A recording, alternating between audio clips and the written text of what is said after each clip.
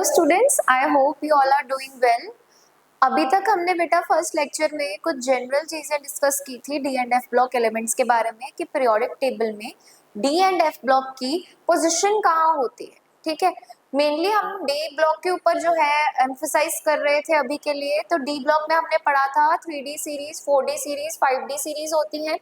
These are typical metals, इनके metallic structures होते हैं, उनके बारे में हमने डिस्कस किया था। एंड देन इलेक्ट्रॉनिक कॉन्फ़िगरेशन के बारे में डिस्कस किया था। तो बेटा आज हम शुरू करने वाले हैं general characteristics of D block elements. Very very very important. Basically NCERT में हमारे पास एक टेबल गिवन है जिसमें हमें डेटा दिया गया है, atomic radius, ionization enthalpy, heat of atomization, कुछ ग्राफ्स गिवन है। उसको आज हम सम अप करके पढ़ने वाले हैं, बिकॉज मेन कंफ्यूजन एनसीईआरटी पढ़ते टाइम यही होती है कि हम डेटा को जो है एनालाइज नहीं कर पा रहे हैं, कहाँ एक्सेप्शन आ रही है, कहाँ एक्सेप्शन नहीं है, हम वो याद नहीं कर पा रहे हैं। तो आज हम इस सबको सिंप्लीफाई करते हुए ग्राफ्स को स्टडी करेंगे, mainly atomic radius, melting point, heat of atomization के ग्राफ्स को। ठीक है, लास्ट लेक्चर में बेटा हमने डिस्कस किया था कि metals have typical metallic structure. That means metals जो है वो सॉलिड फॉर्म में एग्जिस्ट करते हैं। Now if a substance is existing in solid, तो उसको लिक्विड में कन्वर्ट करने को हम क्या बोलते हैं? मेल्टिंग बोलते हैं। तो आज जो हमारा पहला ट्रेंड रहने वाला है that will be all about melting point.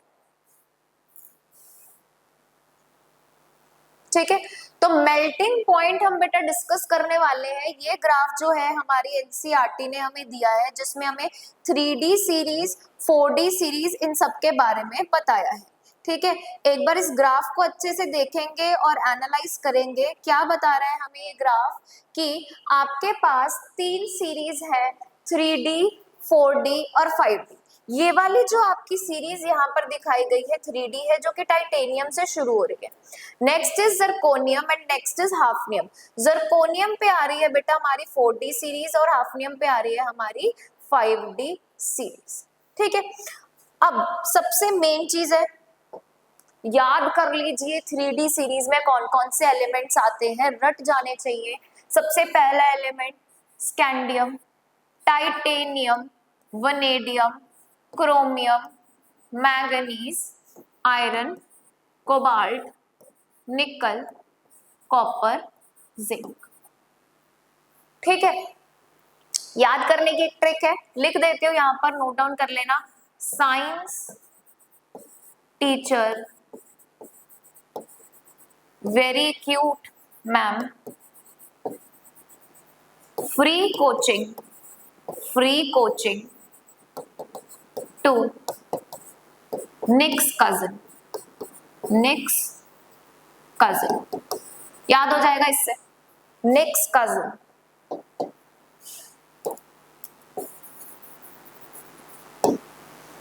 ठीक है, science teacher very cute ma'am, free coaching to nick's cousin. Science SC से scandium, titanium, vanadium, chromium, manganese, iron, cobalt, nickel, copper and zinc.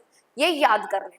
ठीक है, अब main बात आती है melting point के ऊपर। तो मेल्टिंग पॉइंट में जो चीजें हम डिस्कस करने वाले हैं दैट विल बी कि सॉलिड से लिक्विड में हम किसी मेटल को कैसे लेकर जाएंगे। ठीक है, अगर किसी मेटल को सॉलिड से लिक्विड में लेके जाना है, पहले उसके पीछे की पूरी कहानी जाननी पड़ेगी। ठीक है, अगर हमें किसी मेटल को सॉलिड से लिक्विड में लेके जाना है बाय मेल्टिंग, तो इसके अंदर इन्वॉल्व होगा उसका स्ट्रक्चर। सॉलिड में सॉलिड की ताकत क्या है? उसका स्ट्रक्चर। यानी कि उसको लिक्विड में लेके जाने के लिए आपको उसको मेटालिक स्ट्रक्चर को, उसकी इंटर एटॉमिक फोर्सेस को ब्रेक डाउन करना है। You have to overcome the inter atomic forces which is due to metallic bonding. तो सॉलिड से लिक्विड में जाने के लिए you have to overcome metallic bonding और which can be known as inter-atomic forces। अब मेटालिक बॉन्डिंग को जान लेते हैं। हमें बहुत अच्छे से पता है कि मेटल्स के बीच में मेटालिक बॉन्डिंग होती है। नहीं याद है मेटालिक बॉन्डिंग कैसे होती है तो अभी दोबारा से रिकॉल कर लेते हैं।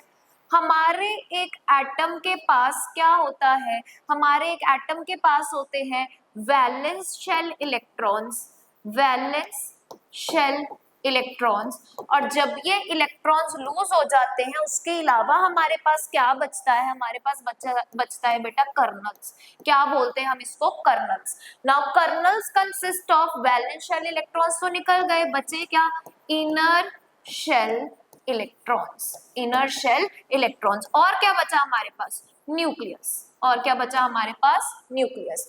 तो अगर मैं बात करूं हमारे इस कर्नल्स के अंदर क्या है, इनर शेल इलेक्ट्रॉन्स और न्यूक्लियस, और इसके अलावा हमारे पास क्या है, वैलेंस शेल इलेक्ट्रॉन। जब ये सारे कर्नल्स मिल जाते हैं, लैटिस पॉइंट पे बैठ जाते हैं, इनकी खाली स्पेसेस में कौन फ्लो करते हैं, इनकी खाली स्पेस में इलेक्ट्रॉन्स फ्लो करते हैं जो चार्ज को बैलेंस करते हैं।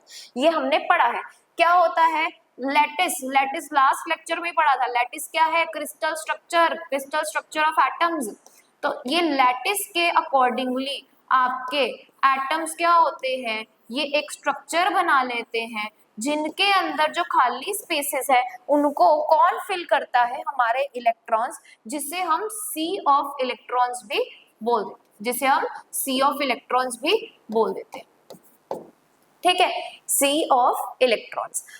कितनी अच्छी मेटालिक बॉन्डिंग होगी वो किस पर डिपेंड करेगा, कितनी ज्यादा डीलोकलाइजेशन है इलेक्ट्रॉन्स की, यानी कि कितने ज्यादा वैलेंस इलेक्ट्रॉन्स इन्वॉल्व है मेटालिक बॉन्डिंग के अंदर। यानी कि metallic bonding will be directly proportional to involvement of valence shell electrons, या मैं कहूं n-1d एंड ns इलेक्ट्रॉन्स। जितने ज्यादा आपके वैलेंस शेल इलेक्ट्रॉन्स या इनर शेल इलेक्ट्रॉन्स के n-1d के इलेक्ट्रॉन्स इन्वॉल्व होंगे, उतनी ही अच्छी खासी उसमें क्या हो जाएगी, मेटालिक बॉन्डिंग। जितनी अच्छी मेटालिक बॉन्डिंग होगी उतना ज्यादा क्या हो जाएगा उसका मेल्टिंग पॉइंट। यहां तक सबको क्लियर है।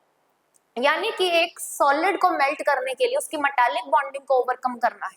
ठीक है, तो अब अगर मैं यहाँ पर पूरे ट्रेंड की बात करूं, इसको नोट डाउन कर लीजिए, इसके बाद में यहीं पर आपको अगला टॉपिक समझाऊंगी which is melting point. Note down कर लीजिए मेटालिक पॉइंट क्या होता है, मेटालिक बॉन्डिंग क्या होती है, क्या क्या इन्वॉल्व करती है। इसके बाद नेक्स्ट हम डिस्कस करने वाले हैं कि इसके कॉन्सिक्वेंस क्या होते हैं हमारे मेल्टिंग पॉइंट पर। ठीक है, यहां तक सबको क्लियर है। ये निमोनिक्स सबको अच्छे से याद कर लेनी है। अब आगे चलते हैं मेल्टिंग पॉइंट के ऑर्डर पे।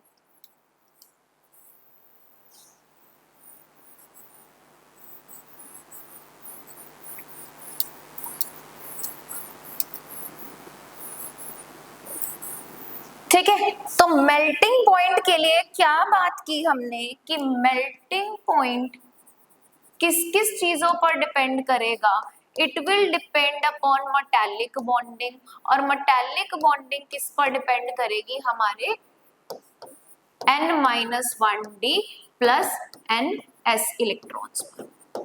ठीक है, अब अगर मैं बात करूं हमारी सीरीज की, हमारी सीरीज में कौन है, scandium, titanium, vanadium, chromium, manganese, iron, cobalt, nickel, copper, zinc.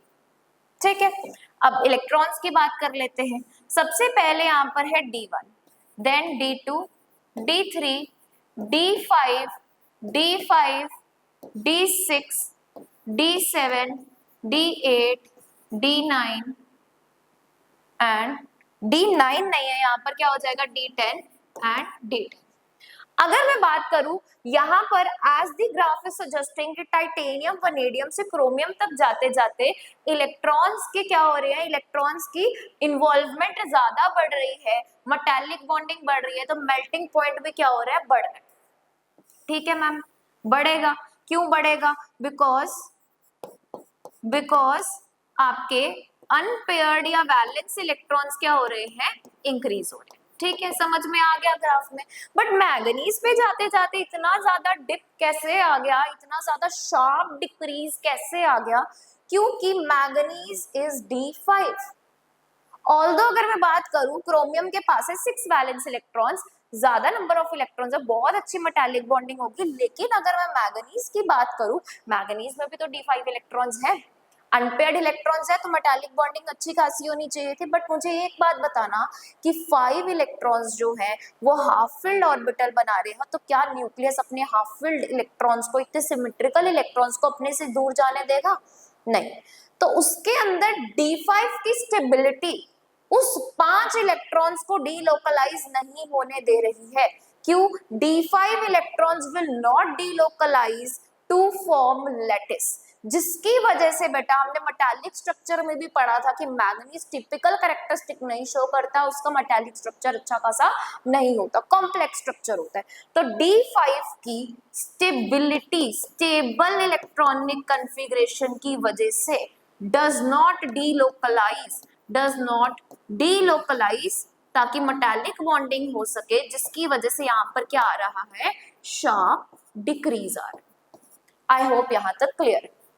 उसके बाद बात करते हैं D6, D7, D8, D10, D10। अब यहाँ पर जाते जाते अगर मैं बात करूं तो इलेक्ट्रॉन्स पेयर अप होने शुरू हो जाते हैं। पेयर अप वाले इलेक्ट्रॉन्स अगेन इन्वॉल्व नहीं होंगे। कौन से वाले इलेक्ट्रॉन्स होंगे? अनपेयर्ड वाले इलेक्ट्रॉन्स इन्वॉल्व होंगे। अब मैंगनीज के बाद अगेन डिप आया, देन उसके बाद आयरन पे हमारे पास फिर आपके पास एक इंक्रीज आया है। देन अगेन ग्राफ हमें क्या दिखा रहा है? डिक्रीज दिखा रहा है। क्यों दिखा रहा है? क्योंकि नंबर ऑफ अनपेयर्ड इलेक्ट्रॉन्स क्या हो रहे हैं? डिक्रीज हो रहे हैं। तो number of unpaired electrons decreases, जिसकी वजह से मेल्टिंग पॉइंट भी क्या हो रहा है? डिक्रीज हो रहा है। आई होप यहाँ तक आपको क्लियर है। तो सबसे ज्यादा अगर मैं बात करूं किसी का मेल्टिंग पॉइंट है तो वो कौन है? क्रोमियम। किसी का मेल्टिंग पॉइंट अगर सबसे ज्यादा है तो वो कौन है? क्रोमियम। हाईएस्ट। लोएस्ट की बात करूं तो अगर आप कॉपर को कंसीडर करेंगे, जिंक को कंसीडर करेंगे, तो कॉपर और zinc has lowest melting points. Manganese पे क्या आती है? मैंगनीज पे आती है एक्सेप्शन, लोएस्ट मेल्टिंग पॉइंट नहीं होता है मैंगनीज पे, शार्प डिक्रीज आते हैं। किस वजह से? स्टेबल D5 कॉन्फ़िगरेशन की वजह से। अब अगर मैं बात करूं 4D और 5D सीरीज में, कुछ ऐसा ही नजारा हमें 4D और 5D में भी देखने को मिल रहा है कि जितने भी आपके हाफ फील्ड वाले यहाँ पर ऑर्बिटल आपके एलिमेंट्स हैं, उन सब पे क्या आ रहा है? डिक्रीज आ रहा है, शार्प डिक्रीज आ रहे हैं। यानी कि इन सब की हाफ फील्ड स्टेबल कॉन्फ़िगरेशन इनके डीलोकलाइजेशन ऑफ इलेक्ट्रॉन्स को इन्वॉल्व होने नहीं देंगे। वेयर एज अगर मैं बात करूं तो इन सब में सबसे ज्यादा मेल्टिंग पॉइंट किसका दिखाई दे रहा है मुझे? क्रोमियम, मोलिब्डेनम और टंगस्टन, जो कि डाउन द ग्रुप एक ही ग्रुप में आते हैं। तो क्रोमियम, मोलिब्डेनम और टंगस्टन ये सब क्या है? These are hardest among their periods, hardest among their periods. ठीक है, जाहिर सी बात है, more number of highly unpaired electrons है तो मेटालिक बॉन्डिंग में अच्छे से इन्वॉल्व होंगे और मेल्टिंग पॉइंट बहुत ज्यादा हाई होगा। टंगस्टन के बारे में तो हमने पढ़ा है, बल्ब्स में टंगस्टन फिलामेंट्स होते हैं। तो टंगस्टन फिलामेंट्स इसी वजह से इसे हम किसमें यूज करते हैं? इन बल्ब्स यूज करते हैं। आई होप यहाँ तक सबको क्लियर है। ठीक है, नाउ अगर मैं बात करूं zinc, cadmium, mercury, mercury is even liquid at room temperature. ठीक है, हमारे यहाँ से ऑर्डर से भी पता चल रहा है zinc, cadmium, mercury, even mercury is liquid at room temperature, liquid at room temperature, low melting points. ठीक है, आई होप ये ऑर्डर सबको क्लियर है। तो मेल्टिंग पॉइंट सबसे ज्यादा किसकी होगी? जिसका मेटालिक बॉन्डिंग होगी, जिसमें ज्यादा अनपेयर्ड इलेक्ट्रॉन्स होंगे। ठीक है, जिसमें बात कर लेते हैं क्रोमियम, मोलिब्डेनम, टंगस्टन। याद करने की ट्रिक, कर मूव, इतना तो हम याद कर सकते हैं, कर मूव। एक ही ग्रुप में आते हैं ये, और ये these are hardest among their periods. ठीक है, अब नेक्स्ट चलते हैं हम हीट ऑफ एटमाइजेशन की तरफ। तो ये ग्राफ भी हमें एनसीईआरटी ने दिया है, बट एनसीईआरटी ने इसको बहुत अच्छे से एक्सप्लेन नहीं किया है। हम यहाँ पर हीट ऑफ एटमाइजेशन को एक्सप्लेन करेंगे। तो हीट ऑफ एटमाइजेशन, एटमाइजेशन का मतलब 1 किलो जूल एटम्स को मैं सॉलिड से किसमें कन्वर्ट कर रही हूँ, आइसोलेटेड गैसियस एटम में से। तो हीट ऑफ एटमाइजेशन में हम क्या कर रहे हैं, we are converting 1 mole of atoms from solid to gaseous, isolated gaseous atom.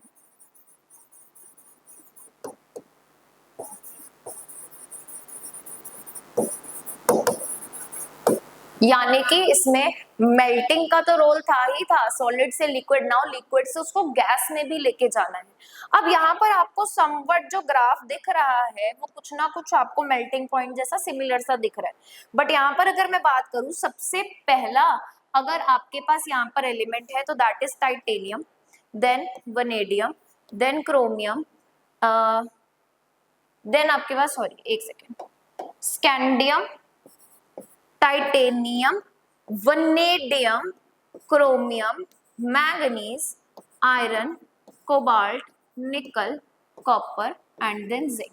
And बाकियों की हीट ऑफ एटमाइजेशन क्या है, अगेन ग्रेटर है, ठीक है।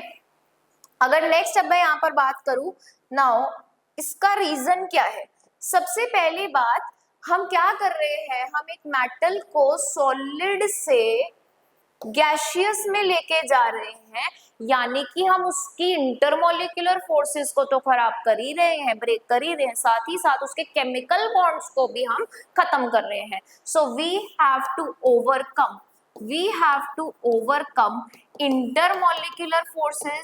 intermolecular forces as well as chemical bonds, जिसमें कौन कौन आ जाते हैं, मेटालिक बॉन्ड्स आ जाते हैं, ठीक है। अब अगर मैं बात करूं यहाँ से टॉप मोस्ट में कौन है, वनेडियम। वनेडियम के लिए वैल्यू क्या है, मैक्सिमम। कॉपर या जिंक के लिए ये वैल्यू क्या है, मिनिमम, ठीक है। अब यहाँ पर अगर आप देखो ग्राफ के में डिप आ रहा है कहाँ कहाँ, क्रोमियम और मैंगनीज पे, बट मैम क्रोमियम के लिए तो आपने बहुत हाई मेल्टिंग पॉइंट बताया था क्योंकि उसमें बहुत सारे अनपेयर्ड इलेक्ट्रॉन्स होते हैं, तो बेटा मेल्टिंग पॉइंट में मेटालिक बॉन्डिंग में सिर्फ उसको हमें सॉलिड से लिक्विड में लेके जाना है, लेकिन एटमाइजेशन में हमें उसको गैस में लेके जाना है। अब क्रोमियम एक बार के लिए तो सॉलिड से लिक्विड मुश्किल से जाता है, क्यों, उसको 6 अनपेयर्ड इलेक्ट्रॉन्स दिख रहे हैं विच आर फेयरली डीलोकलाइज्ड, जो डीलोकलाइज्ड है।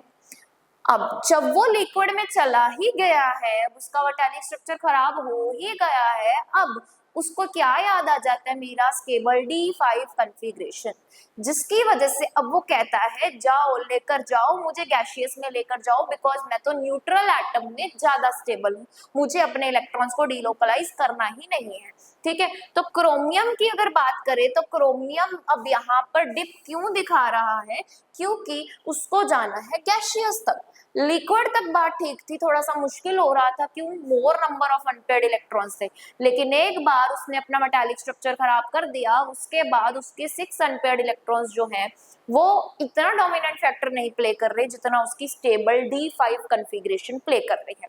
मैंगनीज जो पहले से ही जुटा हुआ था कि मैं तो नहीं जाऊंगा, मैं तो मेटालिक बॉन्डिंग नहीं बनाऊंगा, अब मैंगनीज पे क्या आता है, शार्प डिक्रीज, क्योंकि उसको तो पहले से ही नहीं जाना था, उसको तो इजीली एटमाइज होना था, because it is more stable as neutral atom, more stable as neutral atom, अलग से, क्यों, due to 3D5 stable electronic configuration, ठीक है। अब as the graph suggest 4D और 5D सीरीज में चले जाएंगे तो एंथैल्पी ऑफ एटमाइजेशन और ज्यादा लगेगा, बिकॉज इलेक्ट्रॉन्स इजीली रिमूव होंगे ना, metallic character down the group जाते जाते बढ़ेगा।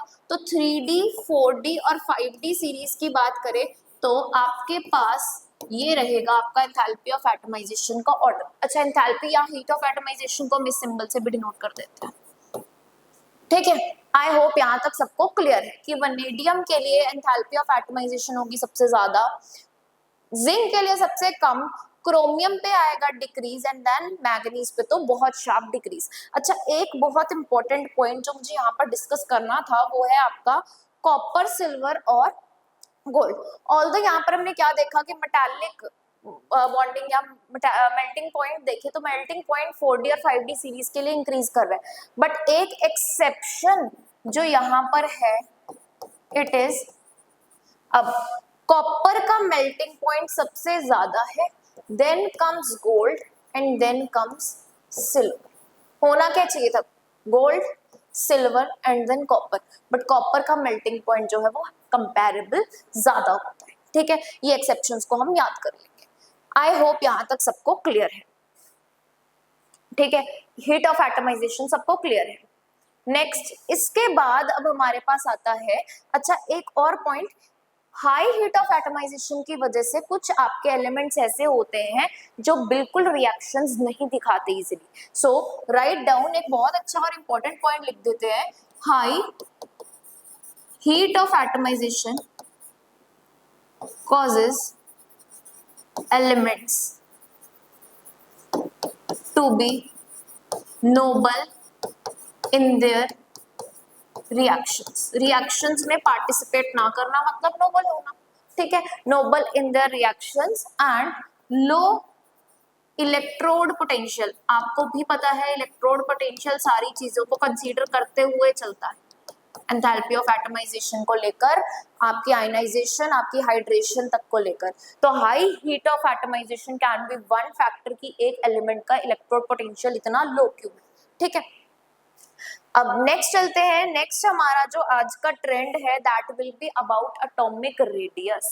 एटॉमिक रेडियस जो कि हम 11th क्लास में पीरियोडिक टेबल में पढ़ते तो हैं, बट यहाँ पर अब कुछ भयंकर सा मुझे जो है ग्राफ दिखाई दे रहा है मैम। यहाँ तो पहले कुछ स्विंग सा बना हुआ है, एक बार बढ़ रहा है फिर घट रहा है और फिर एक बार से फिर बढ़ रहा है।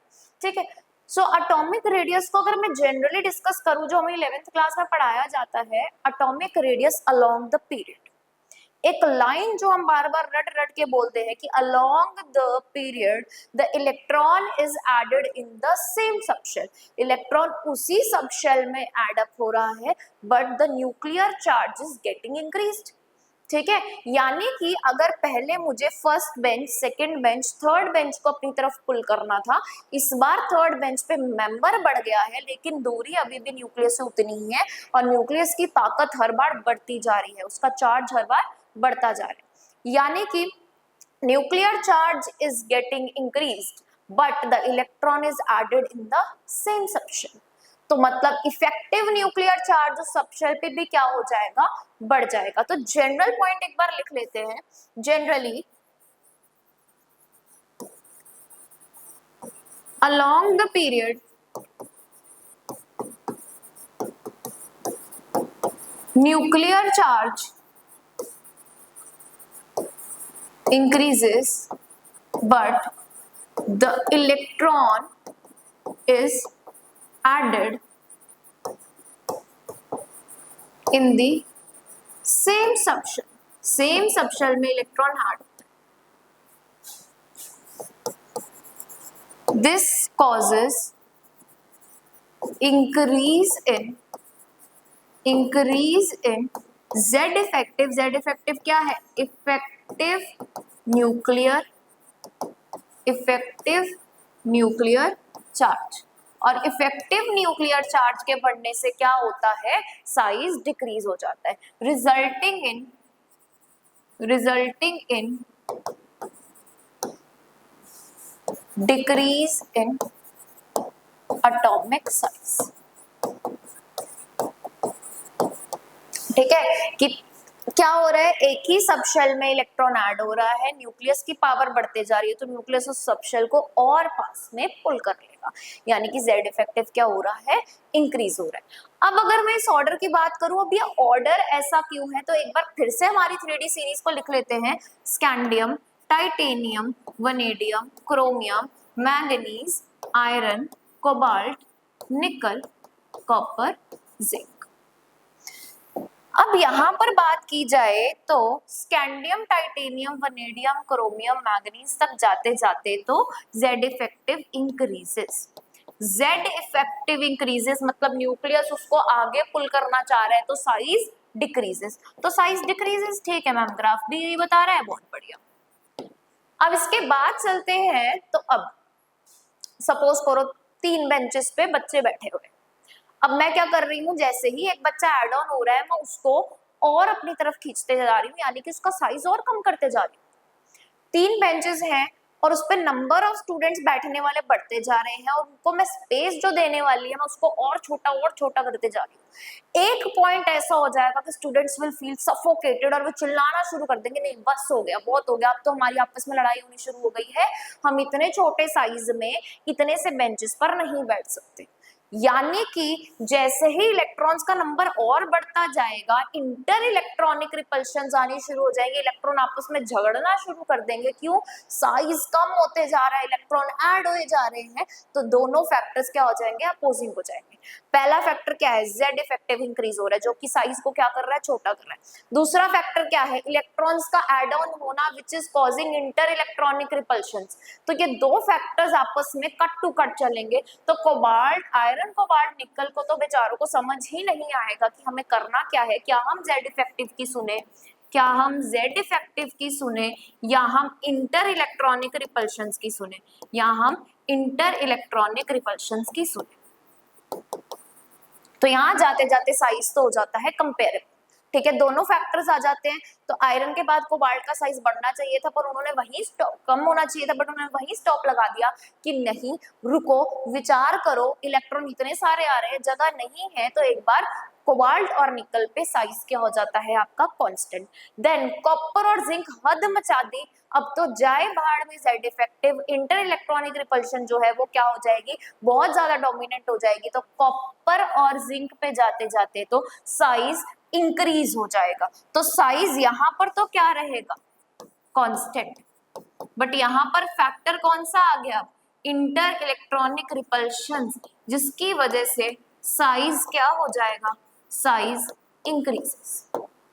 ठीक है, चलो मैम अब ये तो बता दो साइज बढ़ा तो कितना बढ़ा, किसके कंपैरिजन में किसका ज्यादा साइज बढ़ेगा। तो ठीक है, अब बात कर लेते हैं हम, पहले तो आता है स्कैंडियम, फिर आता है टाइटेनियम, अब उसके बाद आना क्या चाहिए था, वनेडियम, लेकिन कॉपर या जिंक, जिंक जिसका साइज बड़ा हो गया है इंटर इलेक्ट्रॉनिक रिपल्शन की वजह से, तो जिंक बेचारा उठ के वनेडियम से आगे, उसके पीछे पीछे मैंगनीज।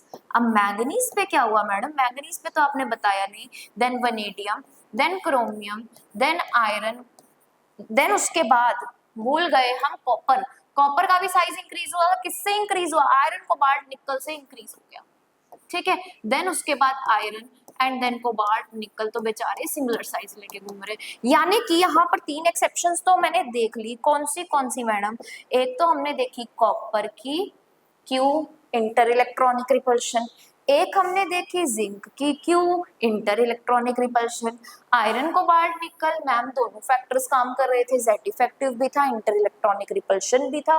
फिर ये मैंगनीज पे क्या दिक्कत हो गई, मैंगनीज पे क्या दिक्कत हो गई, अब मैंगनीज की बात कर लेते हैं। अगेन जेड इफेक्टिव बढ़ रहा था, मैंगनीज में आ गए 5 इलेक्ट्रॉन्स अनपेयर्ड जो कि एक दूसरे को क्या कर रहे थे, रिपेल कर रहे थे। तो मैम वो तो बाकियों में भी कर रहे थे। आयरन कोबाल्ट निकल पे जाते जाते बेटा पेयरिंग शुरू हो गई, तो पेयरिंग ने क्या कर दिया, शांत कर दिया उनको। पर मैंगनीज में क्या है, 5 इलेक्ट्रॉन्स, वो भी अनपेयर्ड एक दूसरे के साथ और ज्यादा रिपल्शन करेंगे, तो इलेक्ट्रॉन क्लाउड जो है वो और बढ़ जाएगा। तो यहाँ पर हम क्या कहेंगे, 5 unpaired electrons causing repulsions, unpaired electrons causing repulsions. ये तो बेचारे कम जगह ज्यादा इलेक्ट्रॉन की वजह से रिपेल कर रहे थे, वो किस वजह से कर रहा था, because it has 5 unpaired electrons जो कि सेम स्पिन वाले हैं, इतनी ज्यादा रिपल्शन की वजह से उसका साइज भी बढ़ गया। तो ये ऑर्डर आपको एज इट इज याद कर लेना है। ठीक है,